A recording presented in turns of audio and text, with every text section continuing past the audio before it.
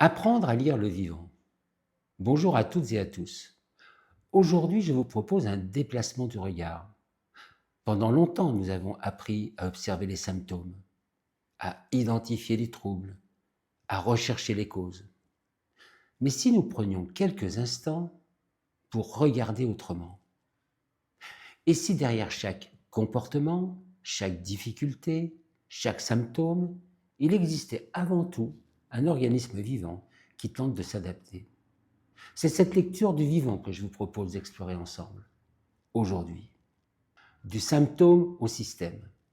Lorsque nous rencontrons un enfant présentant un TDAH, une anxiété, des troubles du sommeil ou des difficultés émotionnelles, notre premier réflexe consiste souvent à nous demander quel est le problème.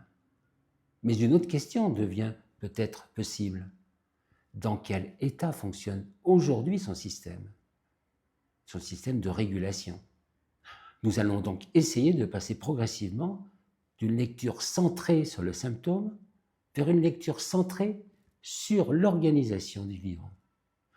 Pourquoi tant de troubles semblent fragmentés? Regardons ce que vivent aujourd'hui de nombreuses familles. Un enfant reçoit un diagnostic de TDAH, puis apparaissent des troubles du sommeil, puis de l'anxiété, parfois des douleurs, des difficultés digestives, des hypersensibilités. Et rapidement, nous avons l'impression de collectionner les diagnostics. Mais une question apparaît. Sommes-nous face à plusieurs problèmes indépendants ou à différentes expressions d'une même dynamique du vivant? Et si le vivant ne fonctionnait pas de manière linéaire? Notre cerveau adore les relations simples. Une cause produit un effet, A entraîne B. Mais les systèmes vivants sont rarement aussi simples. Le vivant fonctionne davantage comme un réseau d'interactions permanentes. Chaque élément influence les autres. Et ces autres éléments reviennent ensuite modifier le premier. C'est cette complexité que nous allons explorer. La pensée linéaire. La pensée linéaire n'est pas fausse. Elle est même extrêmement utile. Sans elle, il n'y aurait ni médecine ni science. Mais elle atteint parfois ses limites lorsqu'elle cherche à comprendre les systèmes complexes. Parce que chez l'être humain, les causes deviennent souvent les conséquences. Et les conséquences deviennent elles-mêmes de nouvelles causes. Quand les effets deviennent eux-mêmes des causes. Prenons un exemple simple. Une période de stress. Le sommeil se dégrade, la fatigue s'installe, l'hypervigilance augmente, la respiration devient moins stable, les tensions corporelles s'installent et apparaissent. Et chacune de ces conséquences vient alimenter le stress. Nous ne sommes plus dans une chaîne, nous sommes dans une boucle. C'est toute la différence entre une causalité linéaire et une causalité circulaire. Et si le TDAH dépassait la seule question de l'attention? C'est probablement l'une des grandes questions actuelles. Lorsque nous observons les enfants présentant un TDAH, nous retrouvons très souvent des troubles du sommeil, des difficultés de récupération, des fluctuations émotionnelles, une respiration perturbée, une instabilité posturale. Alors la question devient, le problème est-il uniquement attentionnel ou l'attention est-elle l'une des manifestations visibles d'un système qui peine à maintenir sa stabilité? Juxtaposition aux dynamiques. Traditionnellement, nous parlons de comorbidité. TDAH plus anxiété, TDAH plus trouble du sommeil, TDAH plus hypersensibilité. Mais peut-être pourrions-nous parfois nous poser une autre question. Et si ces manifestations co-émergeaient à partir d'un même terrain physiologique? Non pas des troubles qui s'additionnent, mais différentes expressions d'un organisme qui cherche encore son équilibre. Les 5 piliers de la régulation du vivant. Pour comprendre cette organisation du vivant, nous utilisons à l'Institut Neurosciences 5 grandes fonctions.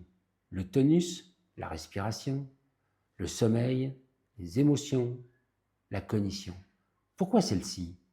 Parce qu'elle semble se retrouver au cœur de toutes les capacités d'adaptation de l'être humain. Elles ne fonctionnent jamais séparément. Elles se coordonnent en permanence. Le tonus, lorsque nous parlons de tonus, nous ne parlons pas simplement des muscles. Nous parlons de l'organisation même du corps vivant. Le tonus permet la verticalité, la stabilité, l'anticipation, la disponibilité à l'action. Il constitue probablement l'un des grands fondements silencieux de l'attention et de l'adaptation. Respirer. La respiration est souvent réduite à une simple fonction d'oxygénation. Pourtant, elle influence directement l'éveil, la vigilance, la récupération, les rythmes cérébraux, la régulation émotionnelle. Respirer n'est pas seulement survivre, c'est participer activement à l'organisation du système nerveux. Le sommeil. Le sommeil représente probablement la grande fonction de récupération du vivant. C'est pendant la nuit que se restaurent les équilibres physiologiques, que se consolident les apprentissages, que se réorganisent les réseaux neuronaux. Lorsque le sommeil se fragilise, l'ensemble du système devient plus vulnérable. Les émotions. Les émotions ne vivent pas uniquement dans la tête. Elles modifient immédiatement la posture, la respiration, le rythme cardiaque, la vigilance, la digestion. Autrement dit, une émotion est toujours une expérience corporelle. Et lorsqu'elle ne peut être traversée, elle devient souvent une charge physiologique, durable. Le cerveau ne fonctionne jamais séparé du corps. Nous avons parfois imaginé le cerveau comme un chef d'orchestre isolé. Les neurosciences modernes nous montrent autre chose. Le cerveau dépend constamment des informations provenant du corps.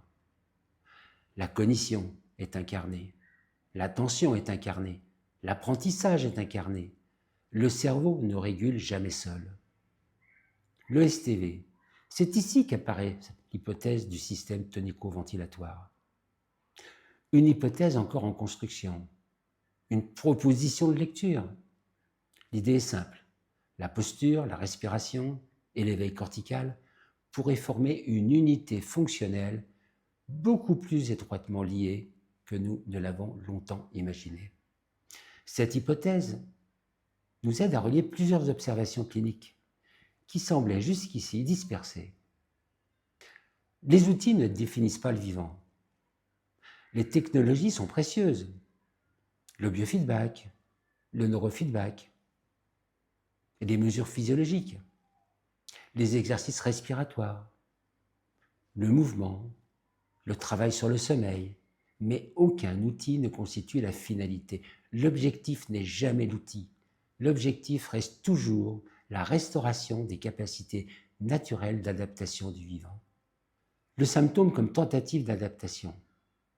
C'est peut-être ici que se situe le changement de regard, le plus important. Et si certains symptômes n'étaient pas uniquement des défaillances, et s'ils représentaient parfois des tentatives d'adaptation.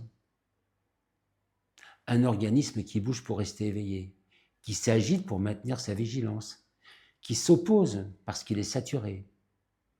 Le symptôme devient alors un message à comprendre, avant d'être quelque chose à supprimer. Du symptôme à la dynamique du vivant. Finalement, notre travail consiste peut-être moins à combattre des symptômes qu'à comprendre des interactions qui les rendent possibles. Observer les liens, comprendre les boucles, identifier les conditions qui favorisent l'adaptation et soutenir progressivement la capacité du système à retrouver sa souplesse. Car un organisme vivant ne cherche pas la perfection, il cherche l'adaptation. Je terminerai lentement. Comprendre le vivant ne consiste pas seulement à identifier des dysfonctionnements, c'est observer comment, à chaque instant, un organisme tente de préserver ses capacités d'adaptation, de cohérence et d'action dans le monde, à travers chaque respiration, chaque mouvement, chaque variation physiologique, chaque émotion et chaque pensée. Merci.